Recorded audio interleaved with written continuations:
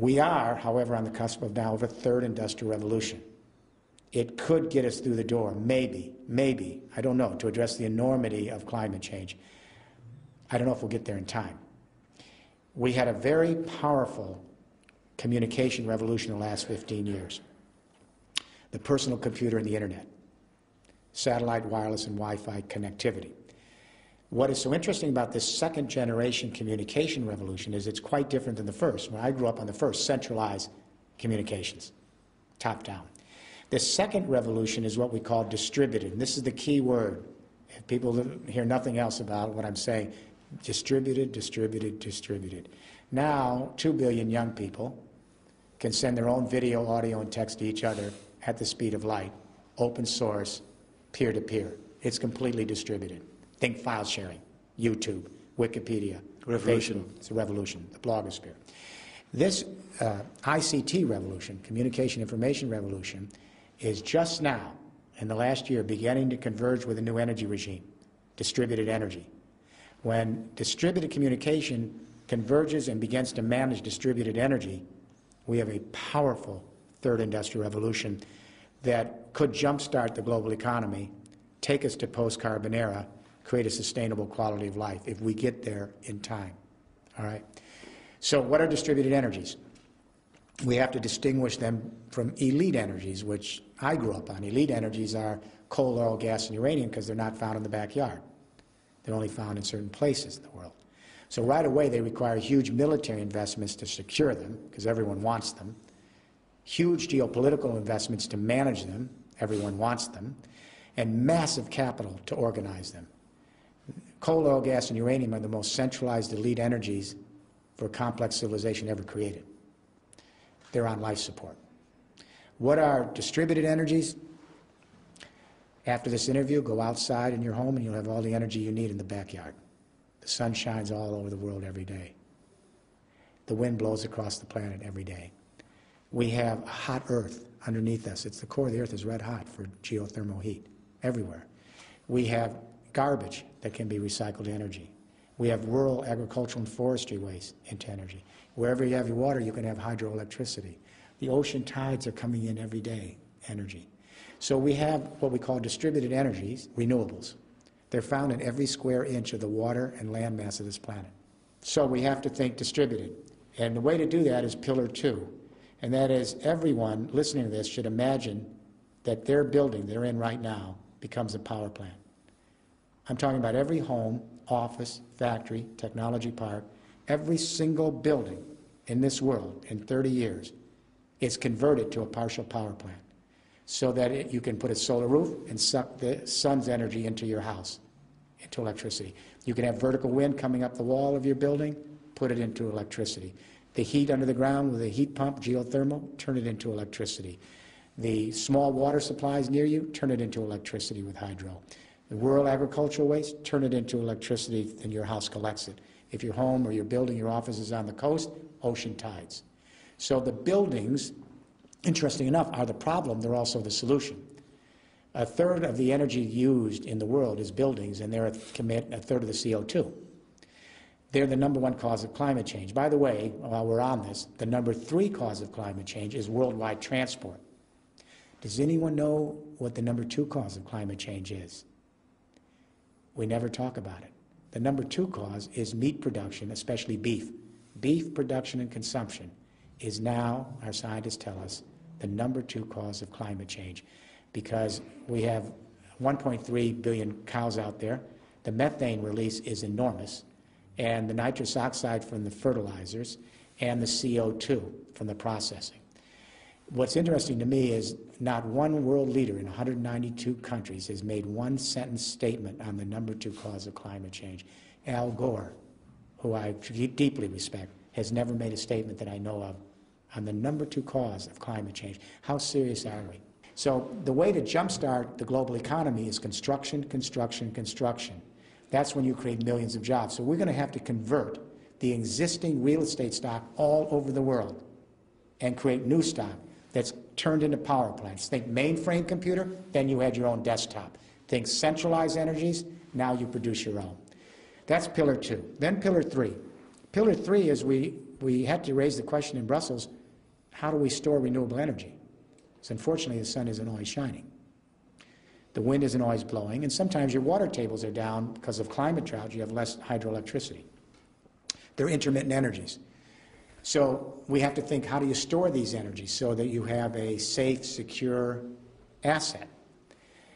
We're going to use batteries, flywheels, capacitors, water pumping. They're all good storage technologies, but there's one universal technology that's going to be, I think, at the center. It's hydrogen. Now, we all know that hydrogen is the basic element of the universe. It's what we're made out of. It's the lightest element. When we use it as power, the byproducts are water and heat. Now, hydrogen is not a basic energy. It carries other energy. You've got to convert other energies. Our astronauts have literally been circling this planet for 30 years, and I don't think people know this. You know how they power their spaceships? The power is hydrogen high-tech fuel cells.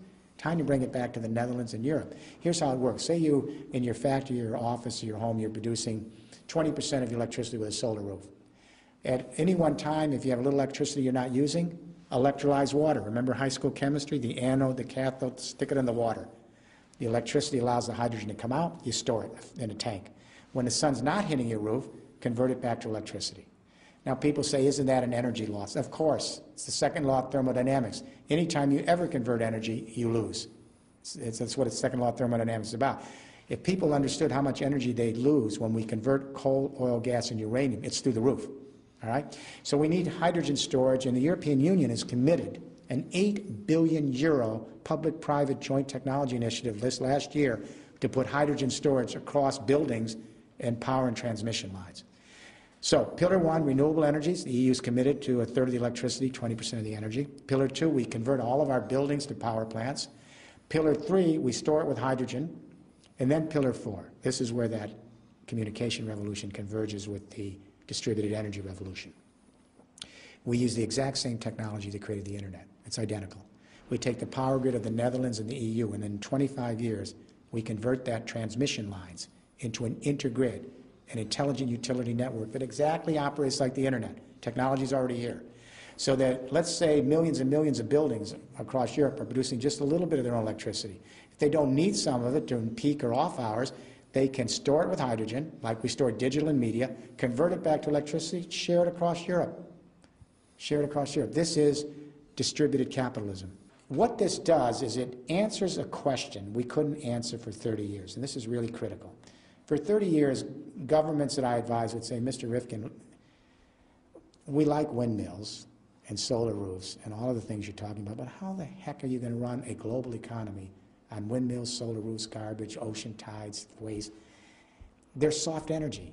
They're important, we'll put them in, but you can never substitute for hard energy, which is coal, oil, gas, and uranium. That gives you the energy to run a global, highly industrial economy.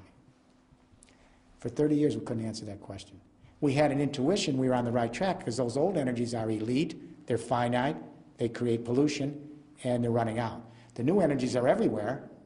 They're basically free, you just have to harness them. But we didn't get the answer until our IT friends came up with second-generation grid IT, which you know is the cutting-edge revolution in IT. It's only 7 years old. Now, the IT revolution, they now have software that allows us to connect hundreds of thousands or millions of desktop computers. They can connect them. When they connect them, the distributing computing power of these little desktop computers, millions of them, exceeds anything you can imagine with the most centralized supercomputers you could ever put online. We can take grid IT now to the power and transmission lines for energy. If you have millions and millions and millions of buildings across the EU producing just little amounts of their own electricity from local renewables, if some of it they don't need, they share it across a smart grid, an intergrid. The amount of distributed energy exceeds anything you can ever imagine with nuclear and coal-fired power plants. Everyone under 40 gets it. Everyone over 40 has a little problem with it. The music companies did not understand file sharing, distributed. It wiped out the music companies in 7 years, 8 years. Microsoft laughed at Linux, said a bunch of hippies from Scandinavia, open source, what is it? They didn't understand the power of distributed. Encyclopedia paid no attention to Wikipedia. Now Wikipedia is the giant on the block. It's all distributed knowledge, collaborative spaces. The newspapers did not understand the blogosphere, distributed. Now the newspapers are becoming blogs, and even television now has to rely on the internet. So what I'm saying is that powerful revolution now is about to go to the next stage, which is to connect with distributed energy, so we have power to the people. In other words, you don't have to rely on far-off geopolitical powers. You can leap ahead and create your own energy locally, put your microgrids together, and leapfrog into this. This way we can create some form of sustainable justice, because the injustice here is that the real beneficiaries of the first and second industrial revolution were the northern industrial countries. The first victims of climate change, because of the nature of the planet, is south of the equator.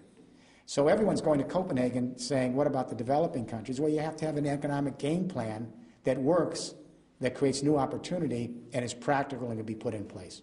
So what we need to do is we need to begin to move from geopolitics, that's Copenhagen, to biosphere politics after Copenhagen. Geopolitics is everyone's coming to Copenhagen and fighting each other, competing in that old idea that human nature is self-interest, it's me against you, it's win-lose. Geopolitics, post-Westphalia, it's going to fail. Because the reality is we're in one biosphere. We're all interdependent and connected. We all depend on each other for our survival. It is all serves like one big organism, the biosphere. That's not just a metaphor. We have to move from geopolitics to biosphere politics. We have to think as a human species. We have to think as Homo sapiens. We have to create global consciousness if we're going to move this third industrial revolution and create a new civilization, an empathic civilization. It can be done. The Netherlands has an enormous opportunity here, an enormous opportunity, because the Netherlands is going to be the first victim of climate change in Europe, for sure. But secondly, the Netherlands has always been a country that understands how to balance the market and social model, and the dream is quality of life. That's the Netherlands. The Netherlands has always been more advanced than other countries on more tolerance, more openness, more inclusivity, because it began as a great sea power and trading power, so it's much more cosmopolitan. So it has the mental ingredients, it has the challenge of climate change, and it's been fairly far advanced on renewable energies and the new technologies. What I would like to do, I'd love to sit down with the Prime Minister and his cabinet. I advise many heads of state in Europe, Zapatero in Spain, Chancellor Merkel in Germany. I'd love to sit down with him and our global companies and our Dutch companies and say, how do we create at the Netherlands level and the federal level the kinds of codes, regulations, and standards that would get rid of all the red tape and let this thing move? Then how do we create the financial incentives at the federal level that would allow the regions and metropolitans to move on this third industrial revolution? And the question I would ask the government is, where do you want the Netherlands to be in 20 years? In the sunset energies and industries of a second industrial revolution that's on life support, or in the sunrise energies and industries of a third industrial revolution that gives us a sustainable future? The federal government can clear the way on codes, regulations, and standards, provide incentives, provide direction. The regions can then create their own master plans to lay down these 4 pillars, as we're beginning to do in other regions. Together they create a cooperative partnership, and I think the Netherlands could be a major, major player in advancing the third industrial revolution across the EU and for many reasons across the world. I hope it happens.